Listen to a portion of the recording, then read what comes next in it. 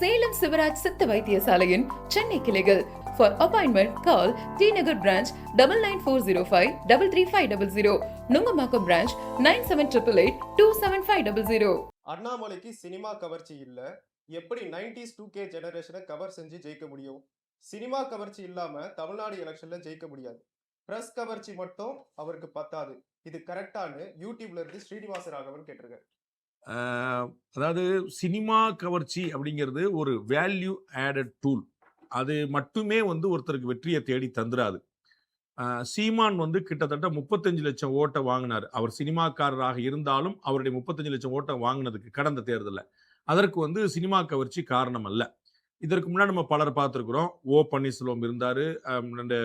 இதற்கு முன்னாடி நீங்கள் காமராஜர் காலம் வரைக்கும் நீங்கள் போய் பார்த்தீங்கன்னா கூட எங்கேயுமே சினிமா அப்படிங்கிறது பெரிய பெருமை. அண்ணாவும் கூட அவருக்கு நாடகங்களில் பெரிய அனுபவங்கள் இருந்தாலும் கூட அவருடைய பேச்சும் வீச்சும் தான் அதற்கு பெரிய பின்புலமாக இருந்தவர் வெற்றி தேடித்ததை தவிர சினிமா அல்ல. சினிமா கதாசிரியராகவும் இருந்தார், மறுப்பதற்கு இல்லை. அதே போல திரு அண்ணாமலை அவர்கள் வெள்ளித்திரை சேர்ந்தவராக இல்லாமல் இருந்தால் கூட குட்டித்திரையை சேர்ந்தவராகத்தான், சின்னத்திரையை சேர்ந்தவர் தான் இருக்கிறார். அவர் போகிற இடமெல்லாம் பிரஸ் மீட் கொடுக்கக்கூடிய இடத்துல மக்களை சுலபமாக சென்றடைவதற்கான டெக்னாலஜி, ஐடியா, அந்த மேனிஃபெஸ்டேஷன் அவருக்கு ரொம்ப பியூட்டிஃபுல்லாக தெரிஞ்சிருக்கு. அதனால அவரால் ஒரு நெரேட்டிவை செட் பண்ண முடியும், கிரியேட் பண்ண முடியும், அதை தொடர்ந்து கொண்டு போக முடியும்.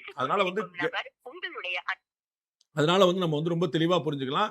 வெறும் சினிமாவுடைய கவர்ச்சி மட்டும் இல்லை, அவருக்கு ஒரு பிரபல்யம் இருக்கிறது. ஏற்கனவே கர்நாடகாவில் அவர் பேர் வாங்கியிருக்கக்கூடிய கர்நாடகா சிங்கம் அப்படின்னு வாங்கியிருக்கக்கூடிய போலீஸ் ஆஃபீஸராக இருந்தபோது அந்த பேர் இதெல்லாமே உதவுது. ப்ளஸ் 5 வருஷம் அவர் பிஜேபியில் இருந்ததும் அவருக்கு ஒரு ஓவர்மீவான ஒரு ரீச் கொடுத்துருக்கு. நீங்கள் இன்னைக்கு தமிழ்நாட்டில் அண்ணாமலைங்கிறது ஒரு தெரியாத பேர் கிடையாது. இன்னைக்கு இருக்கக்கூடிய சமகால அரசியல்வாதிகளில் இந்த மோஸ்ட் பாப்புலர் நேம் யாரை நீங்கள் வைக்கிறீங்களோ அவருக்கு இணையான நேமாக நம்ம புரிஞ்சுக்க முடியும். ஸோ ஒரு சினிமா வச்சு தான் ஒரு பாப்புலாரிட்டி தேடிக்கணுங்கிறது இல்லை. மேகதாட்டு அணை விவகாரத்துல ஒரு 3ஆம் தர அரசியல்வாதி போல பேசுகிறார் அண்ணாமலை. புள்ளி விவர புலி பூனையாக மாறுகிறதான்னு Facebookல இருந்து சந்திரசேகரன் கேட்டிருக்காரு. எனக்கு கடுமையான வார்த்தைகள்லாம் வர ஆரம்பிச்சிருச்சு. என்ன ஆச்சரியமா இருக்குது. திரு அண்ணாமலையோட அந்த கமெண்ட் ரொம்ப பெரிய ஆச்சரியம். மேகதாத்து பிரச்சனையில நாம அன்னைக்கே நம்ம சொல்லியிருந்தோம். அவர் மட்டும் இல்ல, திரு டிடிவி தினர்லேருந்து திரு எடப்பாடி பழனிசாமிலேருந்து பலர் பேசியிருந்தாங்க. யாராவது ஒருத்தர், அன்புமணி ராமதாஸ் அவர்களே கூட, அவர் என்டிஏ கூட்டிலிருந்து நான் வெளியேற தயார் அப்படிங்கிற சவால்லாம் விடுறாரு. நமக்கு ரொம்ப பெரிய ஆச்சரியம். இப்போ சென்ட்ரல் கவர்மெண்ட் கொடுத்திருந்த பதில் உரையில எங்கேயாவது ஒரு இடத்துல சுப்ரீம் கோர்ட்ல இல்லைன்னு சொல்லி சொன்னாரு, அந்த மாதிரி சொல்லப்படலன்னு சொல்லி சொன்னாரு. சுப்ரீம் கோர்ட்டோட ஜட்ஜ்மெண்ட்டை எடுத்து யாராவது ஒருத்தர் இல்லைங்க பாருங்க சுப்ரீம் கோர்ட் இப்படிதான் சொல்லியிருக்குன்னு சொல்லியிருந்தாங்கன்னா ரொம்ப நல்லா இருக்குமே. அதையே யாருமே ஹோம்ஒர்க் பண்ணல, எதை யாருமே சொல்ல. நம்ம சொல்லியிருந்தாங்கன்னு காட்டி நம்ம திருத்திருக்க போறோம். சுப்ரீம் கோர்ட்டோடைய ஜட்ஜ்மெண்ட்ல தமிழ்நாட்டையோ பிற மாநிலங்களையோ கேட்டு தான் செய்யணும்னு சொல்லப்படலை அப்படிங்கிறது ஒரு டெக்னிக்கல் டேர்ம், ஒரு வரி, ஒரு வாக்கியம். அந்த வாக்கியம் அப்படி இல்லை, நம்ம கேட்டு தான் செய்யணும் சுப்ரீம் கோர்ட் சொல்லியிருக்கு அப்படின்னு யாராவது காட்டா நல்லா இருந்திருக்குமே. அதை திரு அண்ணாமலை உட்பட யாருமே காட்டா ரொம்ப பெரிய ஆச்சரியம். கட்டாயமா அரசியலுக்காக தான், கட்டாயமா தேர்தலுக்காக தான் திரு அண்ணாமலை கேள்வி எழுப்பியிருந்தார். நீங்க தேர்தலுக்காக கர்நாடக அரசு அப்படி செய்தா அப்படின்னு சொல்லிட்டு திரு அண்ணாமலை தேர்தலுக்கு தயாராகிறார் அப்படின்னு நம்ம புரிஞ்சுக்கிறோம். முதல்ல அவருக்கு என்ன தேவைப்படுது? பிஜேபியில இருந்து டிஸ்டன்ஸ் பண்ணிக்கிட்ட தேவைப்படுது. ஏன் வரக்கூடியவங்க எல்லாருமே பிஜேபியோட பி டீமா திரு அண்ணாமலை தான் கேள்வி எழுப்புறாங்க. அப்படி இல்லைன்னு காட்டுறக்கா அவர் என்ன செய்யறாரு? ஒன்று, பிஜேபியை முதல்ல நீட் பிரச்சனையில ஒரு சேலஞ்ச் பண்ணார். என்னப்பா ராணுவ விமானம்லாம் வருது, இப்படிதான் உங்களுடைய கேள்வித்தாள்லாம் நீங்க காப்பாத்திட்டு இருக்கீங்களான்னு. அடுத்த விஷயம் என்ன பண்ணாரு? பேய்கரும்புல போய் அப்துல் கலாம் அவர்களுடைய நினைவிடத்துல போய் நேரடியாக தலையில அந்த கர்சீவை கட்டிட்டு போனாரு. உங்களுக்கு நினைவுல இருக்கும், திரு அண்ணாமலை அவர்கள் இதற்கு முன்னாடி இதே ஸ்டேட்மெண்ட், நான் அரை மணி நேரத்துக்காக போய் நான் தலையில கர்சீப் போட்டு குல்லா போட்டு பண்றவங்களாம் கிடையாது, நான் அதை ஃபாலோ பண்ணா பண்ணுவேன், அதெல்லாம் ஏமாற்று வேலை நடிப்பு வேலை செய்யறது இல்லை அப்படின்னு சொல்லிட்டு அவர் பாஜகவுடைய மாநில தலைவராக இருக்கும்போது இந்த ஆக்ட அவர் கிரிட்டிசைஸ் பண்ணியிருந்தார் வெர்பாட்டிமா. இது போல ஒரு நிமிஷத்துல போய் நான் போய் முன்னாடி போட்டோ ஆபீஸுக்காக போய் நிக்கிறது கிடையாதுங்க. நான் ஃபாலோ பண்ணா என்னுடைய மதம் இந்து மதம், நான் செய்வேன். மசூதிக்குள்ள மத்தவங்கள யாராவது போக முடியுமாங்க? இந்து கோயிலுக்குள்ள எல்லாராலையும் போக முடியுங்க அப்படின்லாம் சொன்னவர் திரு அண்ணாமலை அப்படியே வெர்பாட்டிமா இருக்குது. இப்போ அவர் என்ன விரும்புறாரு? மூணாவதா அந்த மேகதாது பிரச்சனையில சென்ட்ரல் கவர்மெண்ட் எலெக்ஷனுக்காக பண்ணிடலாம்னு கேட்கிறாரு. அப்ப முதல்ல அவருடைய நோக்கம் என்னவா இருக்குன்னா, ஃபர்ஸ்ட் நம்மள பிஜேபியோட பி டீம் தான் எல்லாரும் காலி பண்ணுவாங்க, அப்ப நம்ம பிஜேபியோட பி டீம் இல்லைன்னு முதல்ல எஸ்டாப்ளிஷ் பண்ணணும். அப்ப அதுக்காக நம்ம முதல்ல பிஜேபியே கேள்வி கேட்க ஆரம்பிப்போம். அப்படி பண்றாரு. இது பொலிட்டிக்கலா அவருக்கு ஹெல்ப் பண்ணுதா அப்படிங்கிற பாக்கணும். இன்னைக்கு வரைக்கும் கிட்டத்தட்ட ஒரு 19 லட்சம் ஃபாலோவர்ஸ் அவருடைய மெம்பர்ஸ் அதுல இருக்கிறாங்க, வீதி லீடர்ஸ்ல. அந்த 19 லட்சத்துல மினிமம் கேரண்டியா 18 லட்சம் பேர் அது பிஜேபி காரங்களா தான் இருப்பாங்க. நான் அறிஞ்சு பல நிர்வாகிகள், அணிகள், பிரிவுல மாவட்ட தலைவராக இருக்கவங்க எல்லாம் வந்து அங்க சேர்ந்திருக்கிறாங்க. அவர் வந்து பிஜேபியில் இன்னமும் இருக்கிறாங்க, அங்க இருக்காங்க. என்னங்க கேட்டா, அவர் வந்து ஒரு அமைப்பு தானங்க ஆரம்பிச்சிருக்காரு, கட்சி ஒன்றும் ஆரம்பிக்கல, அதனால நம்ம இருக்கிற ஒன்றும் தப்பு இல்லைன்னு சொல்லிட்டு இருக்காங்க. ஸோ மோஸ்ட்லி பிஜேபியோட சிம்பத்தைசர்ஸ், ஃபாலோவர்ஸ் தான். ஸோ இவர் இந்த தன்னை டிஸ்டன்ஸ் பண்ணிக்கிட்டே போக போக அவங்க எப்படி முடிவு எடுக்கிறாங்க, நம்ம வந்து we have to wait and watch. But இது வந்து பொலிட்டிக்கல் மூவ் தான், there is no surprise. Sir, அடுத்த கேள்வி. Yes. What could be the ground reality as Annamalai sir has a huge base in terms of youngsters? His political move could for sure create a huge impact in Tamil Nadu. Will this have considerable impact in 2031 vote bank of youngsters? Instagram வந்து சந்தோஷ் கேட்டிருக்காரு. இளைஞர்கள்ட்ட அவர் என்ன மாதிரி தாக்கத்தை ஏற்படுத்துவாருங்கிறது அவருடைய செயல்பாட்டை பொறுத்து தான் பார்க்க முடியும். நம்ம ஏற்கனவே சொன்னது போல அவர் முதல்ல he want to distance himself from BJP. அதற்கு பிறகு என்ன மாதிரியான ஓட்டை வந்து அவர் வந்து கிளைம் பண்றாருங்கிற பார்க்கணும். புதுசா என்ன ஓட்டு வருதுன்னு பார்க்கணும். ஏற்கனவே குரூப்ல இன்னைக்கு அவருடைய இயக்கத்தை சேர்ந்திருக்கக்கூடியவங்க 80% மேல 90% வரைக்கும் பிஜேபியோட சிம்பத்தைசர்ஸ், ஓட்டர்ஸ், பார்ட்டி மென், கேடர்ஸ் அவங்க தான் போயிருக்காங்க. ஸோ புதுசா அவரால் வந்து ஓட்டு சேர்க்க முடியுதாங்கிற பார்க்கணும். அப்பதான் வந்து இளைஞர்கள் எவ்வளவு தூரம் இம்பாக்ட் பண்ணிருக்கான்னு பார்க்கணும். அவர் வந்து ஒரு பியூட்டிஃபுல்லான ஒரு ஆர்கனைசர், ஒரு நல்ல ஒரு மேனிஃபெஸ்ட் பண்ணக்கூடியவர், நல்ல அற்புதமா பேசக்கூடியவங்க நம்ம பார்க்கிறோம். அது எல்லாமே எப்படி கனெக்ட் ஆகுது, கீழே எப்படி பொலிட்டிக்கலா கொண்டு போறாருங்கிறது we have to watch. இப்பதான் வந்து பொள்ளாச்சியில வந்து ஒரு கூட்டம் நடத்தி இருக்கிறாரு.